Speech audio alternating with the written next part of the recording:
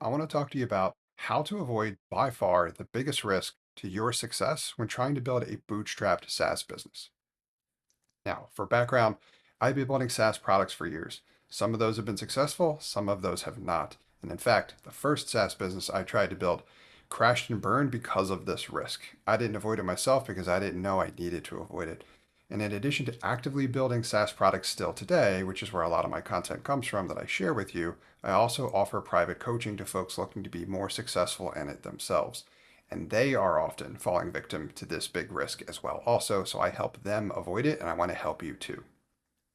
Now, the first point is by far the biggest and most important predictor ultimately of your success in trying to build a bootstrap SaaS product business is whether or not you can effectively grow it.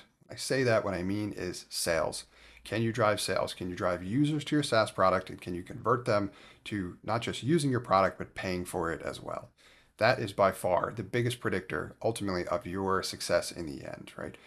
And I'm sorry to say that hardly anything else matters anywhere near as much, especially in the beginning.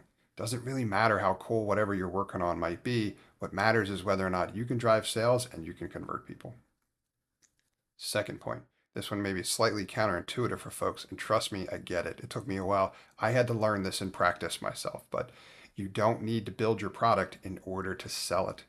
In terms of validating that how significant that risk is to ultimately the business you're trying to build in a bootstrapped way, you don't need to build the product. You simply need to be able to convince folks of what it is you are planning to build and then testing and validating that as well also. So don't worry about it if you haven't built your product yet. If you've got an idea that you'd like to test in the market, I'm going to tell you how you can do that as well too.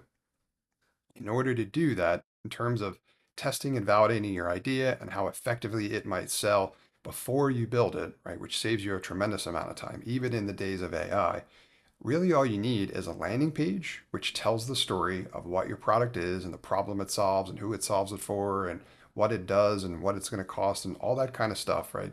And that can be very, very convincing of folks who are prospects looking for solutions to that problem.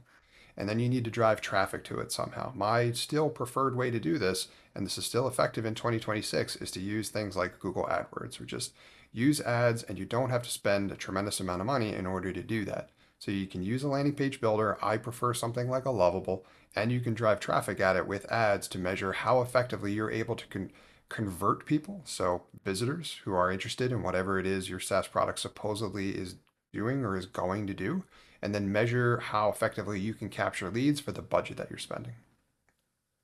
Okay, so to recap, in terms of reducing by far the biggest risk that people experience when they're trying to be successful in building a bootstrap SaaS product business. Number one, it's all about growth. Can you drive sales? You need to verify this as soon as possible. I see people making this mistakes all the time, including my private coaching clients, and I'm constantly steering them away from this mentality because it's easy to get super excited about what it is that you're building. Fight that urge as much as possible and get to the validation milestone, which is better proving that you can actually convert prospects or people are ready to actually buy what it is you want to build. That's number one. Number two, you can do this a lot faster than you think you can because you don't need to build your SaaS product in order to be able to sell it, right? You can use something like Lovable to create a landing page and you can drive traffic at that with something like ads, and you don't have to spend a lot in order to actually run this experiment and then review the results. If you get promising results there, you should be good to go to move on to the next step. If you don't, you got to work on something first, and that will kind of be maybe a little bit of a revelation for you. And then you'll figure out and you'll have kind of the experience I had when I first learned how important this was myself.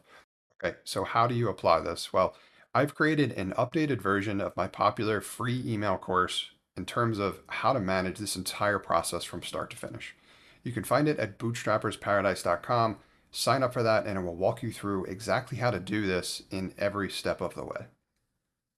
If you got value out of this content, please like, subscribe, or leave a comment because that feedback helps me make it better for you.